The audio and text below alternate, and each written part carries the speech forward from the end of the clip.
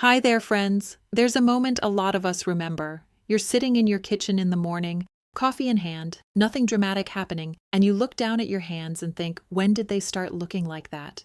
Bluish, a little puffy, fingers that feel stiff before you've done anything at all. And you shake them out, maybe run them under warm water, and you move on with your day. Most of us do move on, because it doesn't feel like an emergency. It just feels like getting older. But I want to sit with you for a few minutes today because what's happening in those hands and in your feet, your legs, even your brain may have a very specific cause that doesn't get talked about enough. And once you understand it, you'll never look at those cold fingers the same way again. Welcome to Senior Health and Wellness Hub. I'm glad you're here. So here's what I want to talk about today, something called nitric oxide decline. I know that sounds like a chemistry class. Bear with me for just a second because this is actually one of the most important things happening inside your body right now if you're over 60, and it explains a whole range of things that a lot of doctors just chalk up to normal aging. Nitric oxide is a molecule your body produces naturally. It's made right in the walls of your blood vessels. And its job is beautifully simple. It tells your blood vessels to relax, to open up, to stay flexible and wide so blood can move through them freely. When nitric oxide is doing its job, your circulation hums along. Blood reaches your hands, your feet, your legs without friction. Nutrients get delivered. Waste gets carried away. Everything keeps moving. Now, here's the part that matters. Research going back decades, including work cited by the NIH, has shown that by the time we're in our 60s, the body's ability to produce nitric oxide has dropped significantly. Some estimates put that decline at roughly half of what we produced in our 40s. Half. And it keeps declining from there. That's not a minor change. That's your blood vessels losing the signal they depend on to stay open. And the effects show up in ways that feel oddly disconnected until you understand the common thread running through all of them. Let me walk you through what that actually looks like in everyday life, because I think some of this is going to sound very familiar. The most common thing people notice first is coldness in the hands and feet. Not weather-related cold, but cold that persists.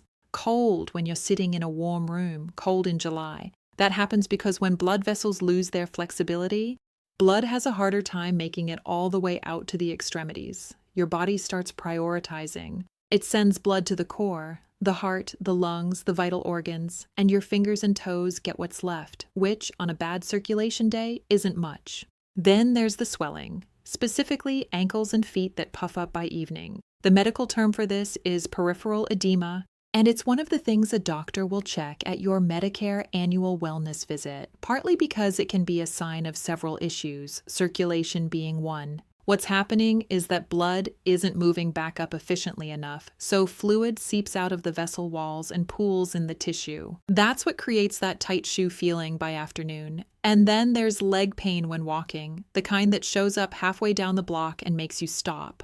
Doctors call this claudication, and it's a hallmark symptom of reduced blood flow to the muscles in your legs.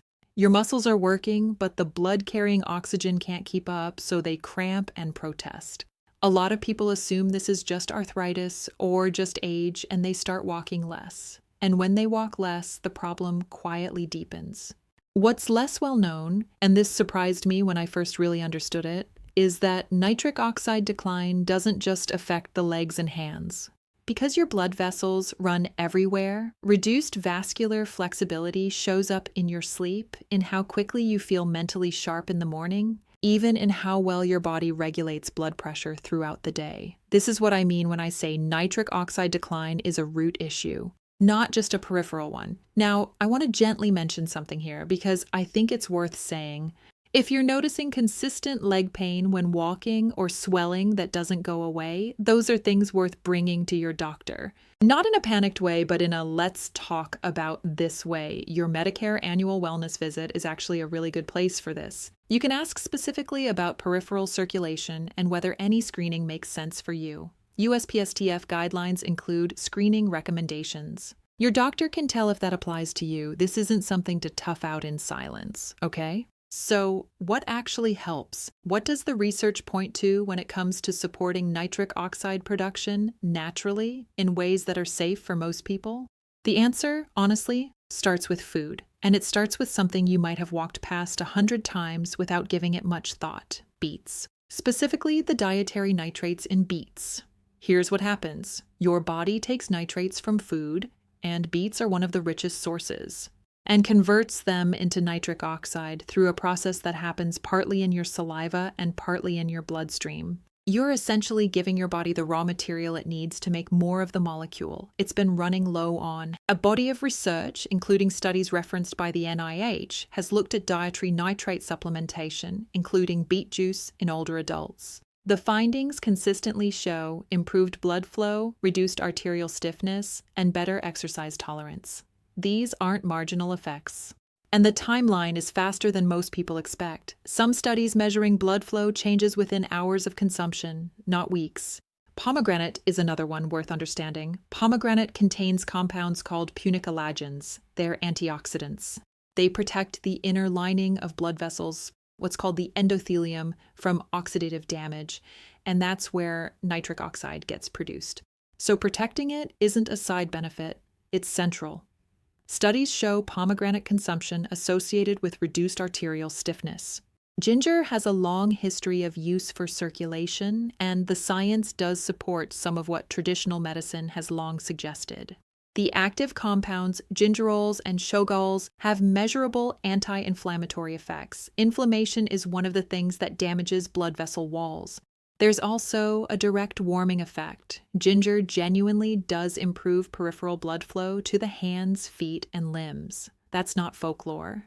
Turmeric, specifically its active compound curcumin, works through a related pathway. Curcumin has been extensively studied for its effects on vascular inflammation. The research supports its role in improving endothelial function over time.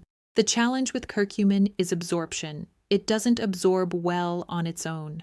Pairing it with black pepper dramatically increases how much your body can actually use. That's a small detail worth knowing.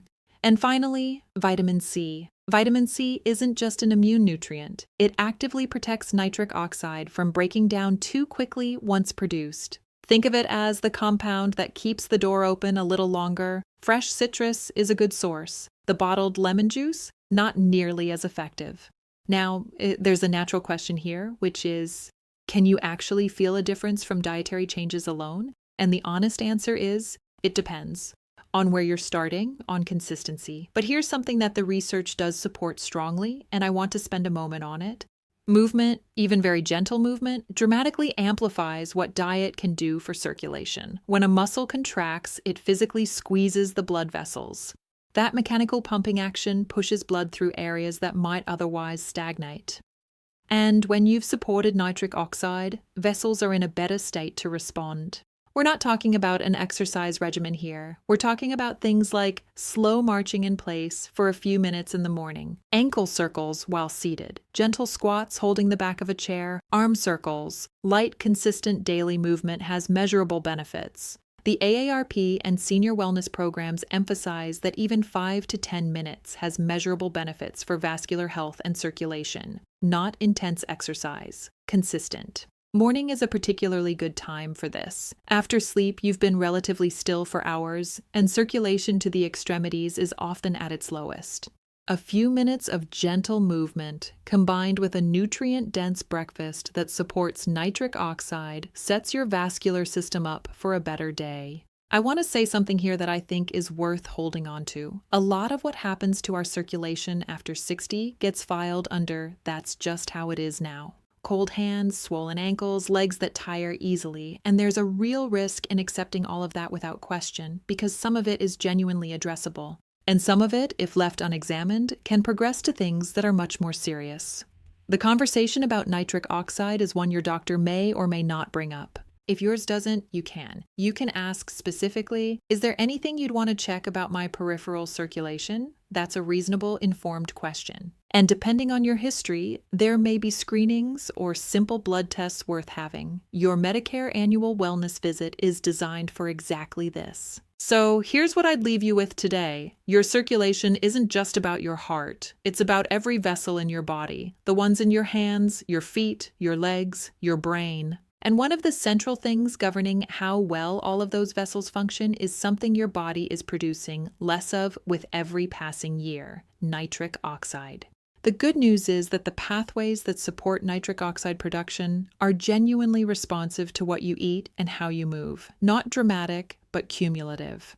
Beets, pomegranate, ginger, turmeric, vitamin C, these aren't trendy supplements. They're foods with well-researched mechanisms that directly support function. Paired with even a few minutes of gentle daily movement, they give your body something to work with. And if you're noticing symptoms, please do have those conversations. Not because something is definitely wrong, but because you deserve actual answers, not just reassurance. If this brought something into focus, I'd love to hear it in the comments.